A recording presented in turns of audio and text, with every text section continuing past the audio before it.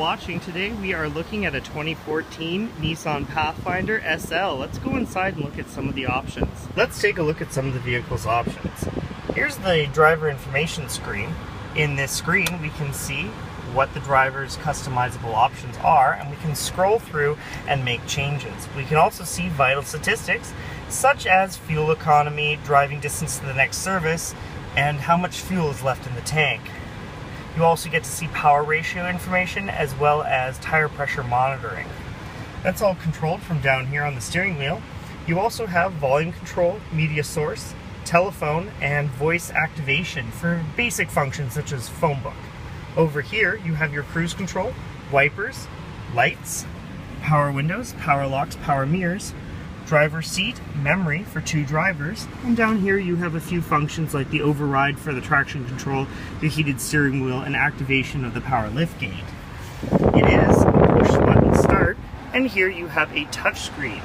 This touchscreen has a ton of options that you can change for the car, as well as navigation. So you can zoom out, zoom in using the soft buttons here on the screen. You also use the hard buttons provided down here to navigate a little bit easier. So using this click wheel, we can do different functions like zoom in, zoom out. We can use the arrows to scroll through menus, and we can jump around, route, status, info, all with pushing the hard buttons. Now you can use the soft buttons as well. However, it is a little bit cumbersome to use a touchscreen, and not everyone is as familiar with it as some people. So it's great to have both options of using the hard buttons and the soft buttons on the screen. All the controls here, even the 6 CD player, satellite radio, AM, FM, and auxiliary, can be controlled by the hard and the soft buttons. So here I'll press satellite radio and you'll see it shows up on the screen. I can go to map or the AM, FM.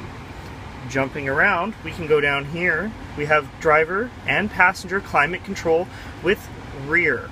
So the rear button allows you to turn off and on access to the rear climate control. So if you have small children, you can take away the rear climate control and make decisions about what you want them to experience. Whereas if you have a more adult audience, you can give the control back to the rear seat and they can set their own temperature and fan speed.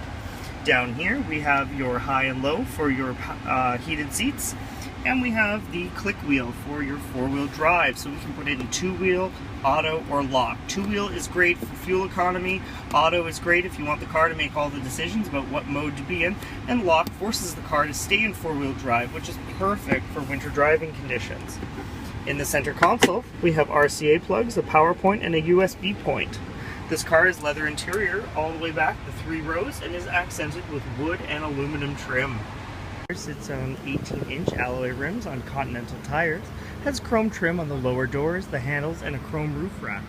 Back here you can see the tow package. It offers a 7-pin connector for the trailer and has proximity sensors for the rear as well as a rear view camera. The rear door is powered, automatically opens and closes with a push of a button or clicking the fob on the remote. In the trunk you can see all the space, and if you need more, the 3rd row can fold down by simply pulling these 2 handles. It folds flat, allowing you to choose whether you want half of it down or all of it down. In the 2nd row it is a 60/40 split, allowing you to customize your storage needs. In the back, in this bin, there is plastic bin storage for some of your wet items, as well as your subwoofer for the Bose system in the vehicle. The features in the rear of this vehicle. Back here we have the climate control for the rear passengers. You have fan speed and temperature, and like I mentioned, this can be turned on and off from the front of the vehicle. We also have the heated seats for the rear 2 passenger seats.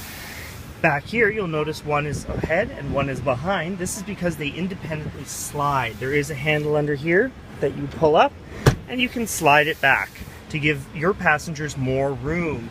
Here, the cup holders and storage fold in to reveal the 3rd seat. This is a 60/40 split. Like mentioned before, you can fold part of it flat for storage. And in these seats, you also have your child seat anchors and the child locks on the doors. When activated, the doors can only be opened from the outside. Let's take a look at how you get in the 3rd row.